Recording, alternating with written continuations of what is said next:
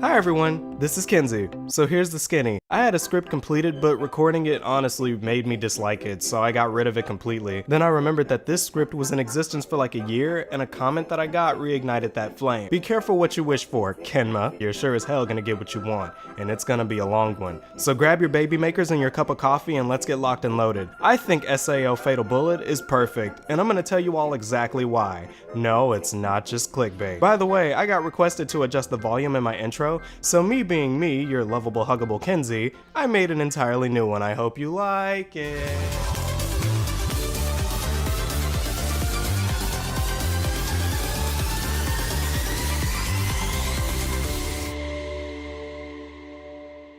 Ooh, character creation. My first character I named Guan Yu, not because of Smite, but because of Ikitosen, because I am a degenerate. But this time around, we're gonna move all of these options to the right and make her a plus-sized queen with the Kyuubi. And her name? Joanna, because Perfect Dark is more important to me than my future children. And Johanna has landed. Oh, I guess she didn't have feet in the real world. Or hands for that matter. I'm glad she made sure of that. Oh, but here she goes.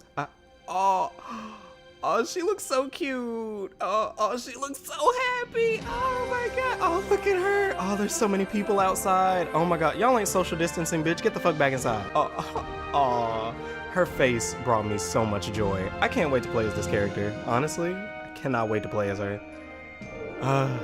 That was a really nice reveal. I'm glad that I can play this game by myself and make my own decisions. That was really cool. Who the fuck? Oh my god, god damn it. I don't need backup dancers. Who the fuck is this? Who the fuck is this? So yeah, this girl comes up to us claiming that she is my childhood friend, and I don't know you. And her name is apparently Claire? Was her name supposed to be Claire? And they just said, nah, bitch, we need to fill this disc with 2 more syllables. So full disclosure, I have not watched the show to completion. However, I know that Kureha and this soy boy isn't canon. And from what I've seen of Kirito, Asuna, and the rest of the Sword cast, Sinon is best girl. If you disagree, I will discuss my position with no intention of changing my mind. You have been warned. After these introductions to the least impactful characters I've seen in any work of fiction, we get to finally move around, and Claire, you buffing yourself over there? Oh, she is still buffing. Oh my god, she is still going. Oh my god, please! So actually getting to move around again immediately reminded me of why I played this for so long.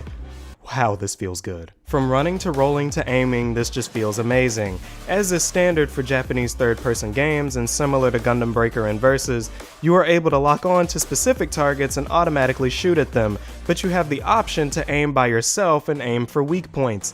This system worked like a charm, and as someone who loves shooting games first and third person, this felt unbelievable. 10 out of 10, best game of all time. Speak when spoken to, Itsuki. And my character is mute, so never speak to me again ever. So here's the thing about this tutorial that I love to pieces. If you rely on the auto aim to defeat this mini boss, the boss will take a much longer time to kill. But having knowledge of weak points and aiming by yourself, you can sweep this thing in one clip. I love shit like that in games, where the game allows you to learn at your own pace, and that knowledge will save you time in doing the simplest of things. The boss can take a minute, or it can take 2 seconds. Love it. Itsuki, goddamn! So now that we finished the tutorial, we can get what we came here for, which was a rare item. And lo and behold, this item isn't any household object, but another character we can create. We can't play as her though, but she is our companion on this strange journey.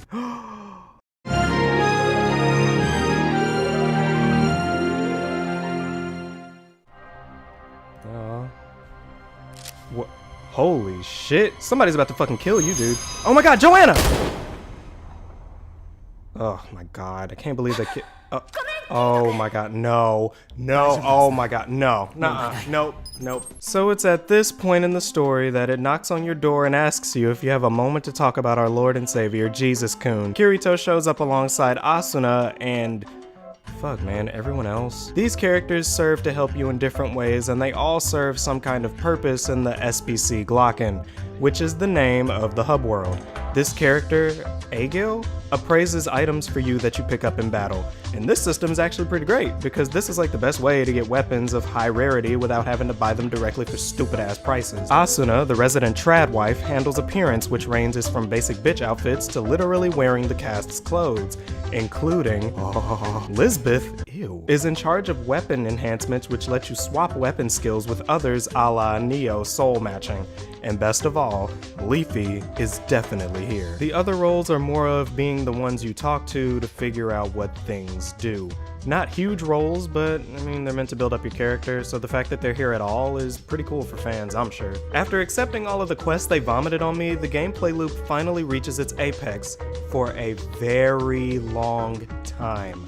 This is where the game makes or breaks. This is also where the objective problems start. Like or hate the characters, they be spitting straight facts sometimes. The AI during gameplay though, is positively bonkers, bro. First things first, remember when career buffs her entire lifespan as soon as your characters make first contact with solid ground? Well, every character does that. The smallest passive buffs they can apply will be applied, even if they run out before you even get to fire a fatal bullet.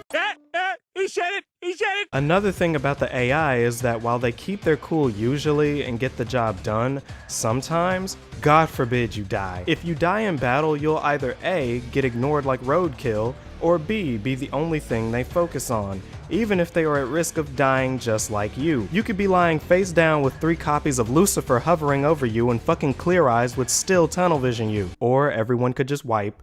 That's definitely possible. Aside from that though, the AI is fine. I can give them a small pass simply because you'll be pulling most of the weight. You will undoubtedly have the best weapons in your squad. And speaking of weapons, there are plenty of kinds of them, and all of varying rarity. I like guns, especially when I'm able to do cool things with them, like enhancing them and applying cool effects to them. And the guns range from assault rifles, SMGs, pistols, grenade launchers, and swords? All of which are customizable as was mentioned previously. This system had a lot of thought put into it, and it really pays off if you get into the game and want to get stronger, because the damage and special skills definitely make a difference in combat, sometimes. Some skills are much better than others, but to be honest, no debuff is more powerful than killing a bitch. My personal preference is attack buffs, defense debuffs, healing bullets, and the skill that makes Sinon my wife. Oh wait, actually no, because I fucked around and talked to Clementine too much and now she's trying to take my virginity. If she breathes, she's a fuck! And while I'm at it, can I say that the game ain't that shabby to look at? I can say that it strikes this scary balance between realism and anime. I honestly don't know how they did it, but to be honest, it probably has something to do with this weird blur they have over everything. It's very subtle, like having a fingerprint on my glasses, and I already have them on my physical glasses, but overall, the game is pretty, regardless. Not drop dead gorgeous, but it definitely looks better than some of its competitors, which is the other Sword Art games, I guess. All of these elements together make a game that in theory would be perfect if you ignored all of the annoying bullshit. And yeah, I meant it. I personally think this game is perfect. And I know that it's impossible for something to be perfect objectively, but come on, hear me out. Subjectivity is what y'all like. This game does something that no other game does that I have played in my entire life, and that is to perfectly mimic the excruciating tedium of a real MMO grind while also adding crazy amounts of quality of life to make that grind a dream. SAO Fatal Bullet is a deep dive into what I strictly love about those MMOs that I used to play daily. Your Neverwinters and your DCUOs and your Final Fantasy XIVs, each of these settled into a grind that kept me locked in simply because everybody gangsta till the wallet comes out. But with SAO Fatal Bullet, all of that shit is built in on purpose. But while these games will stretch those things out to make spending money more appealing, Fatal Bullet made grinding super easy, leveling up is super easy, fast traveling is super easy. All of this stupid stuff that would have been a turnoff in actual MMOs is actually perfected in this game. The grind combined with the weak points making grinding a breeze, mixing with the mini bosses scattered in areas and raid bosses giving you a nice shake up during the process, mixed with the loot system that rewards you for simply doing your job as a player in the game, mixed with fucking Sinon. Perfection! A game that so strenuously tries to pretend to be an MMO simulator makes all of the decisions here translate differently to me. Anything that would have made me roll my eyes in other games is kinda the point here. I know that that sounds crazy, and maybe the outbreak and staying inside may have gotten to me a little bit, but trust me when I say that there is no better way to engross yourself in a repetitive experience than that experience being completely on purpose. unless you don't like any of that, which makes this game a sale purchase at best. This is why well kinda is so important to me, because everything I just said is not fact, but those are real feelings about a game that I love to play. I'm pretty sure that for plenty of people out there that have played games like this, where the scores are in the middle and they don't really know why till they play it, I know exactly why the scores are that way for this game in particular. I said this in my new Gundam Breaker video, where people will hear that a game is bad for unknown reasons. Well, I see them clearly here. The game is only perfect in my stupid illogical way, but in general the game is so close to being a solid contender for greatness, but misses the mark in ways I've highlighted above. The game has so many good ideas and good mechanics and reasons to love it that share the same space with traditionally shitty things that people don't tend to like in their games.